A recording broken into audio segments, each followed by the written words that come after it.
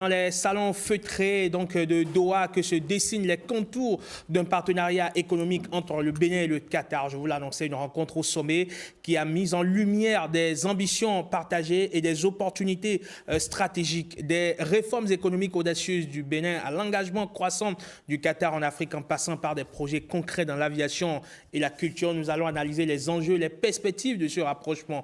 Pourquoi le Qatar? Quel est le fil conducteur qui relie Cotonou à Doha?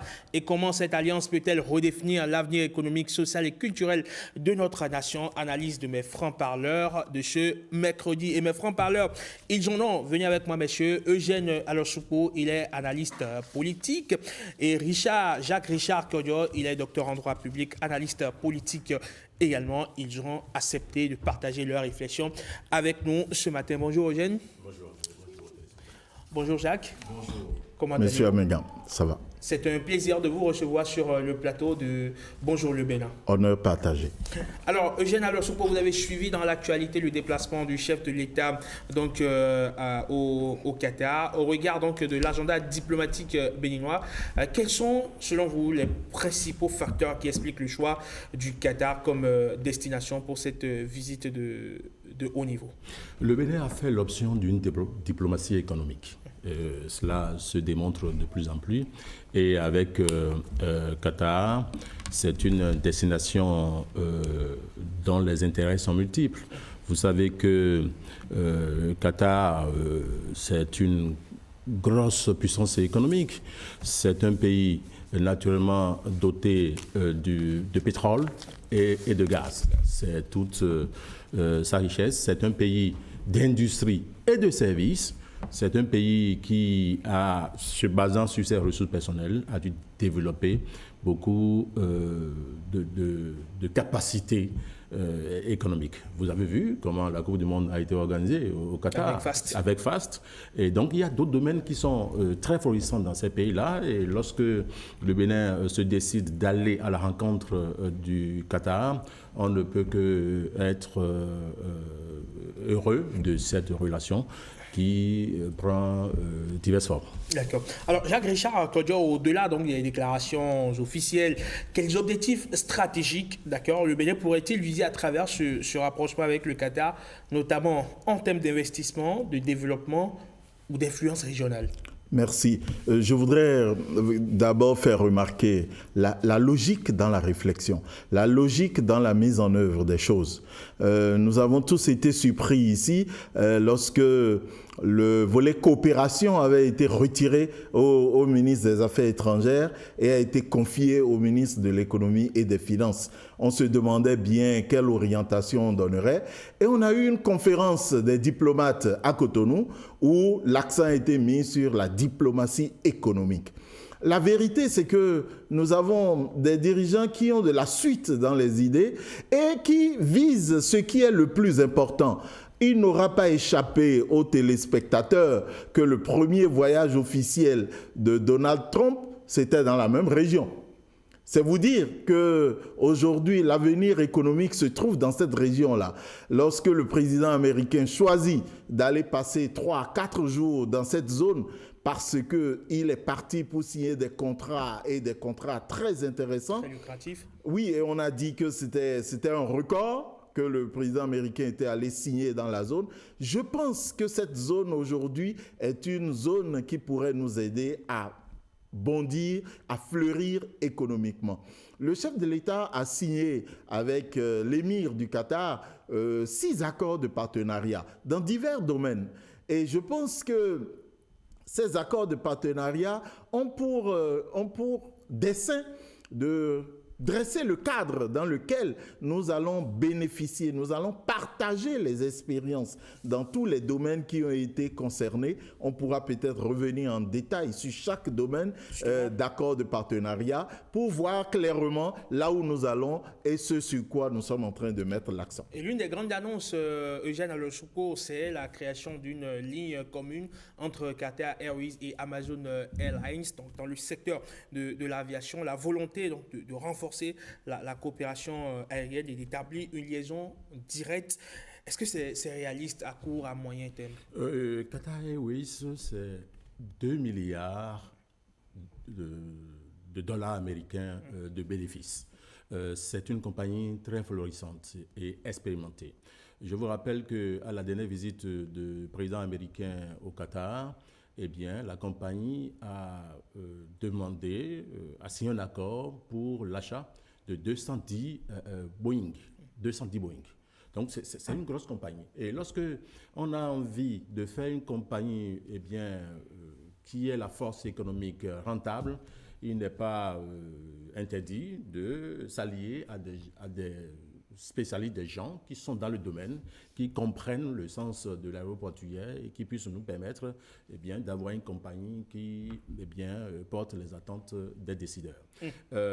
Amazon Airlines, c'est une annonce qui portera l'ensemble des efforts du Bénin en matière d'aéroportuaire. Et nous pensons qu'avec eh bien, Qatar Airways, cette ambition sera portée très loin, puisque les deux pays sont d'accord pour eh bien, réaliser à succès cette initiative-là. Et le Qatar a affirmé sa disposition à soutenir des initiatives en Afrique dans les infrastructures, l'éducation et la santé. Comment le Bénin peut-il se positionner pour attirer une part significative, on va le dire ainsi, de ces investissements, et quels sont les secteurs prioritaires où l'expertise qatari pourrait être plus bénéfique? Le Bénin a déjà ouvert le feu depuis 2016 sur différents secteurs. Eh bien, des efforts sont faits dans l'éducation, dans la santé, dans les infrastructures routières. Et lorsque vous êtes déjà porteur d'initiatives eh bien, réalisées ou réalisables, et que vous allez à la rencontre de personnes qui eh bien, ont l'expérience, qui ont les moyens de vous aider, ce n'est que salvateur. Donc, les accords signés entre le Bénin et le Qatar dans des domaines prisés, par exemple la santé, l'éducation et surtout le tourisme. Vous avez vu, le président de la République a visité le musée de Doha avec beaucoup de satisfaction, puisque j'ai lu les communiqués qui s'en sont suivis. Donc, les accords touristiques sont des accords. Vous savez que le tourisme aujourd'hui, c'est un secteur qui porte l'économie de par le monde. Et lorsque les deux pays se décident d'aller ensemble dans ce secteur, au vu de tout ce qui est déjà fait avec les différents musées en construction au pays, avec les initiatives culturelles et touristiques, je crois que la suite devrait être eh bien, très, très bonne pour les deux pays. D'accord. Alors, Jacques-Richard Codion, en quoi, justement, on va dire, cet accord sur le renforcement de la coopération culturelle, notamment par des expositions et des partenariats muséaux, va permettre un rayonnement culturel du Bénin? Nous sommes dans une logique. Comme j'ai dit tout à l'heure, nous avons des dirigeants qui suivent une logique. Et il faut juste rappeler qu'aujourd'hui, nous sommes dans une restructuration complète dans le domaine de la culture dans notre pays. Et il n'y aura qu'à suivre le ministre Abimbola lorsqu'il faisait son point. Dans le domaine de la culture, nous sommes dans une restructuration complète. Aujourd'hui, par exemple, nous sommes en train de construire des musées, mais ce sont des musées thématiques. Lorsque le musée qui est à Porto Novo ne présente pas les mêmes choses que le musée qui est à Bomé. Le musée qui est à Ouida présente d'autres formes. Donc, nous sommes en train de faire une construction pensée pour notre culture et développer notre sphère culturelle. Il ne vous aura pas échappé qu'au Vaudon Days, le président Patrice Talon a dit qu'il allait révéler le monde et mettre le Bénin sur le marché du monde. Le tourisme qui découle de la capacitation culturelle va être engrangé par ces actions-là. Aujourd'hui, le Qatar, vous savez, quand les gens, les pays du Golfe ont acquis une certaine expérience. Pendant longtemps, on a pensé que c'était des pays qui vivaient en vase clos, mais c'est des pays qui ont su capter la technologie. C'est des pays qui ont su capter le rayonnement de l'Europe et les meilleurs rayonnements de l'Occident. Et c'est des pays qui sont prêts à coopérer et à partager et à partager leurs expériences. Le Bénin gagne énormément à s'allier au Qatar en matière, par exemple, de préservation de nos objets culturels. Vous savez, nous avons rapatrié des objets culturels, nous avons des biens culturels, nous avons sur le territoire national beaucoup d'autres biens culturels dont la conservation nous pose quelques problèmes. Parce que quand vous avez un tambour de plusieurs centaines d'années, comment vous continuez à le conserver? Comment le bois continue à tenir sur 200, 500 ans? Ça, c'est des technologies qui existent aujourd'hui. Il y a même des technologies laser qui permettent de conserver ces biens culturels. Ces États-là, ces États du Golfe et principalement le Qatar a cette science, cette technologie, et je pense que nous gagnerons à aller à leur école et aussi parce que nous sommes dans un accord de partenariat, ne l'oublions pas. Nous n'allons pas quémander forcément. Nous aussi, nous apportons ce que nous avons. Et le ministre de la Culture a dit que bientôt, nos biens culturels pourraient être exposés dans un musée à Doha ou dans une autre ville du Qatar. C'est dire que nous avons également quelque chose à apporter au monde. Nous avons quelque chose à vendre. Ça fait que dans ce brassage, notre pays qui est en train d'être révélé pourra nous permettre de nous imposer dans la sous-région et pourquoi pas dans le monde aussi. Le président de la République du Bénin a participé au forum économique de Doha.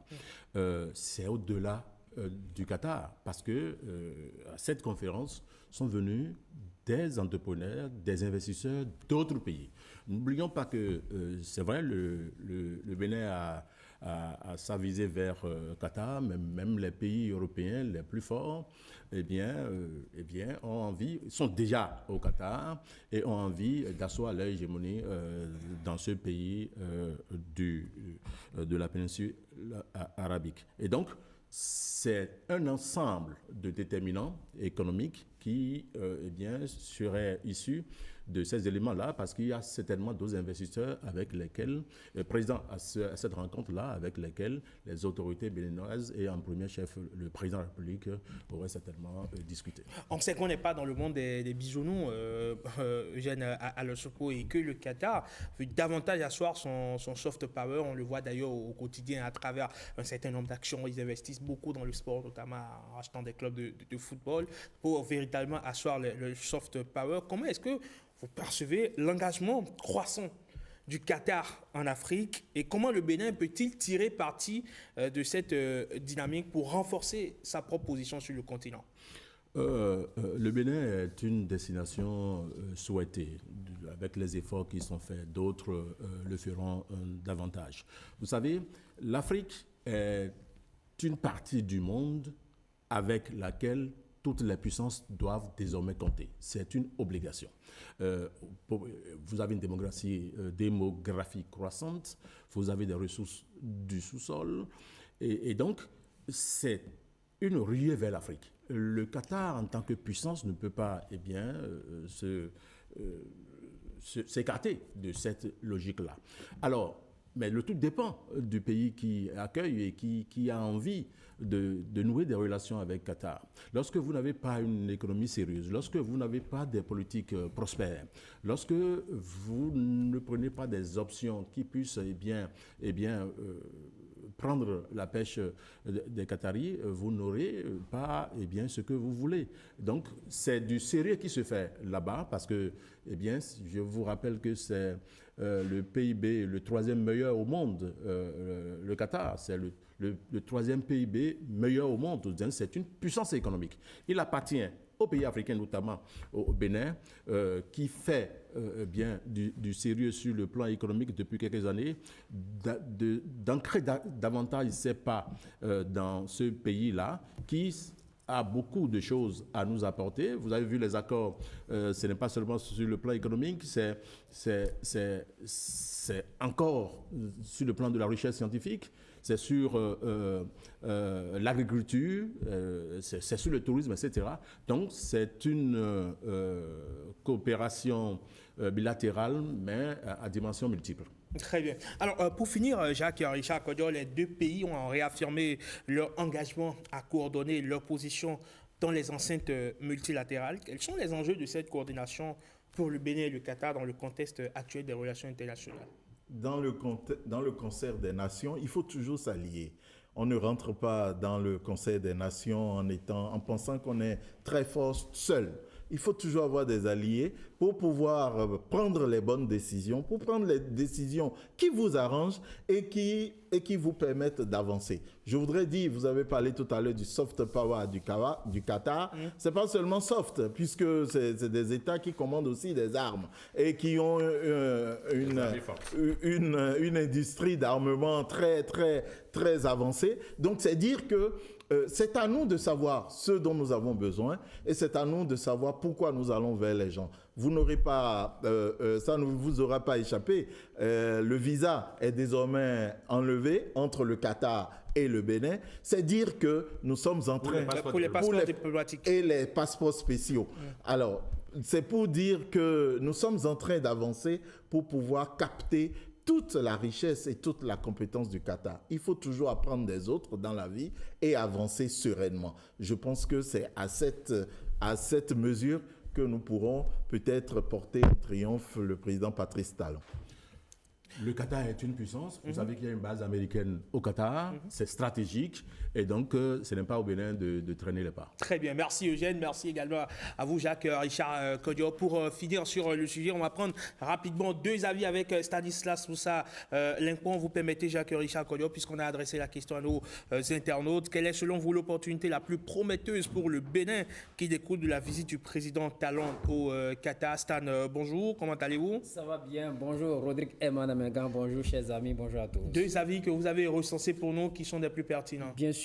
Et nous retrouvons notre ami Maurice Koumasa qui écrit « Bonjour le plateau. Pour ce sujet, il nous faut des éléments de précision car le président aurait toujours des ambitions pour son pays. Mais sans une communication officielle sur les accords de partenariat de façon précise, il serait presque difficile d'opiner concrètement sur l'opportunité prometteuse dont vous parlez. Par contre, notre ami Stanislas Stéphane Sidago pense que la visite du chef de l'État, président Patrice Talon au Qatar, ouvre plusieurs perspectives d'opportunités pour le Bénin, en particulier dans des secteurs stratégiques qui connaissent une forte croissance mondiale.